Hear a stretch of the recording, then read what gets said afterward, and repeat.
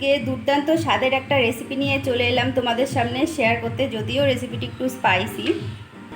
So hello everyone, রূপালী রান্নাঘরে সবাইকে স্বাগত জানিয়ে শুরু করছি আজকের রেসিপি রুই সুন্দরী। ফ্রেন্ডস, চলো আজকের রেসিপির উপকরণগুলো আগে এক এক করে তোমাদের সাথে শেয়ার করে নিচ্ছি। দেখো, এখানে রুই মাছ নিয়ে নিয়েছি, ভালোভাবে ধুয়ে রেখেছি। এখানে রয়েছে পেঁয়াজ, টমেটো আর আদা পেস্ট, রয়েছে জিরা আর শুকনো লঙ্কা পেস্ট, রয়েছে টুকরো করে রাখা পেঁয়াজ আর টমেটো, গোটা কয়েকটা কাঁচা লঙ্কা। আর আমি প্রথমে মাছটাতে নুন আর হলুদ দিয়ে নিচ্ছি, দিয়ে মাছটা ভালোভাবে মেখে নেব। দেখো, মাছটা নুন হলুদ মাখানো হয়ে গেছে। এদিকে কড়াই বসিয়ে দিয়েছি, কড়াই গরম হয়ে গেছে, দিয়ে দিচ্ছি সর্ষের তেল। তোমরা চাইলে রান্নাটা সাদা তেলেও করতে পারো।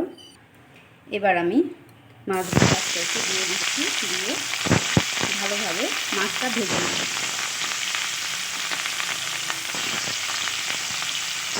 মাছটা খুব ভালোভাবে ভাজা হয়ে গেছে, এবার আমি এগুলো নামিয়ে নেব।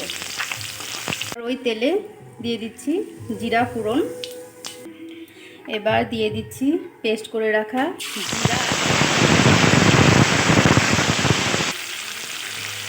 এবার মশলাটা একটু নেড়ে নিচ্ছি, নেড়ে এবার দিয়ে দেব পেস্ট করে রাখা টমেটো, আদা আর পেঁয়াজ।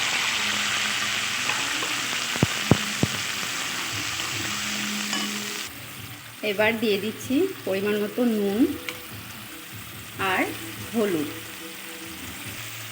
দিয়ে মশলাটা আমি নেড়ে চেড়ে খুব ভালোভাবে কষিয়ে নেব। দেখো, মশলাটা মোটামুটি কষানো হয়ে গেছে।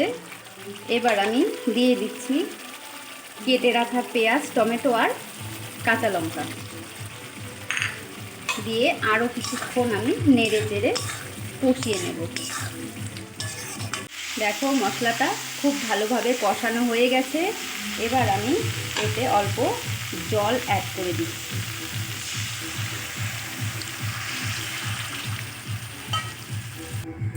এবার একটু নেড়ে চেড়ে আমি মাছগুলো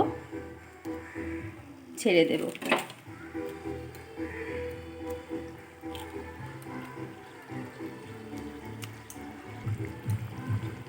এবার ভালোভাবে একটু নেড়ে নেব, নেড়ে আমি 2 থেকে 3 মিনিট ওয়েট করব। আজকে রুই সুন্দরী রেসিপি তৈরি হয়ে গেছে। এবার আমি